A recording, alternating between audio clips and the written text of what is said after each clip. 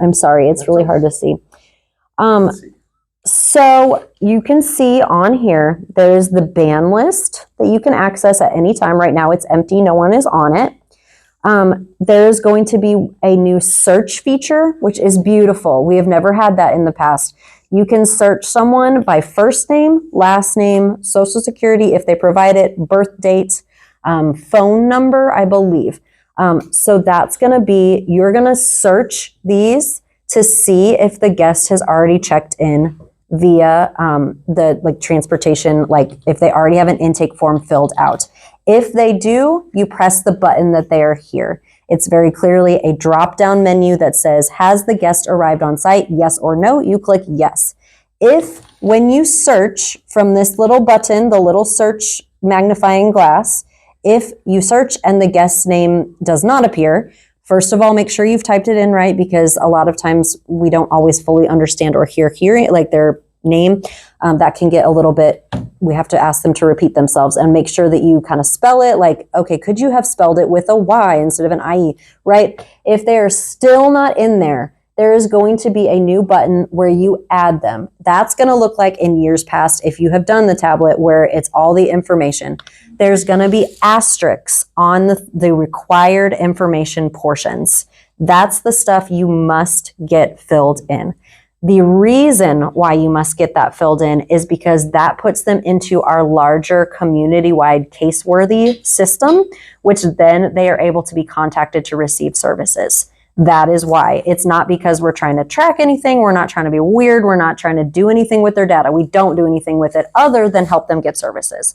So you refer them to the 211 with your system? Correct. Yep. Yep. And any person that, any agency can see this information. Like they have access to this information. So like if Link, for example, has some resources that they can offer, they can access this and get the client list. See, that's perfect. That's what I was talking about. Getting us, this church, into starting with the resource center, being us here. Absolutely. Because the trailer court right up the road is where I live. Yeah. Not trying to tell everybody.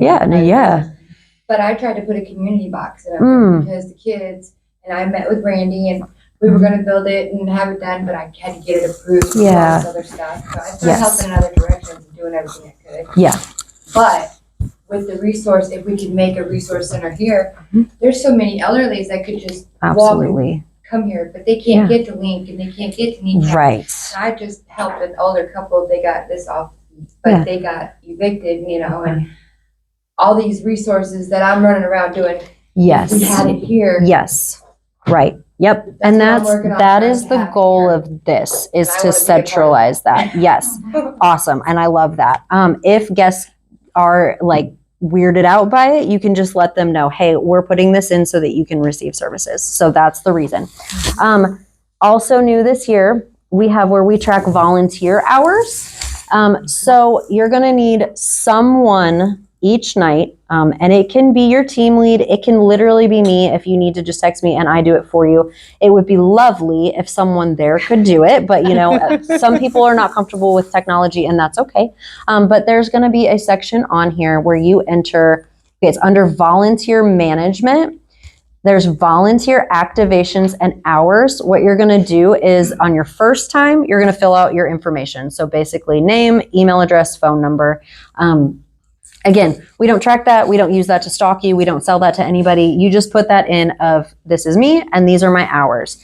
So you'll need to put in, it's okay with me if you put it in at the beginning of the night. Like, I know I'm going to be here 6 hours tonight. I'm going to go ahead and put in 6 hours, right? Just make sure that is tracked and accounted for. I am going to be sending out to all of the team leads, but this is on the portal as well, the volunteer confidentiality agreement. I brought a copy of it. It is very, very simple. Basically, I'm just not selling guests information, right? But there's a point, like there's a part on here where you can actually sign that. So I'm going to send that out, but if it comes to like, I don't feel like literally signing it, you can send your information to me. I can put it in for you. Like, we want to make it as easy as possible, but these are also required. In this section of quick links, the lady, like I said, is updating the videos. The videos that are currently on here are from 2021. So they do have some relevant information, but they don't have all of our information. And so her goal was to get that done by October. It didn't happen, but she's working on that. She talked to me today about it. That should be on there for like, what the heck am I doing? How do I enter a guest? That'll be there. But essentially, there are new places now on here that you can find the guest name. So it should be way easier than in the past. I think it's a lot more user friendly. I think it's pretty intuitive. So that's going to be your tablet. Tablets are notoriously slow. I don't know why. You are allowed to do it on a laptop. You're just going to need to type in the URL that is going to be on the tablet, and you're going to need to type in the little code that we give you in your tablet thing. You can certainly do that on a laptop. I am going to do it on a laptop whenever I am here because it's just faster. But EWR right now does not have the capacity to provide laptops. We have the capacity to provide a tablet, so we have a tablet. That's really a broad overview, but if you have more specific questions as we get into it and or these videos, they should be able to help you better.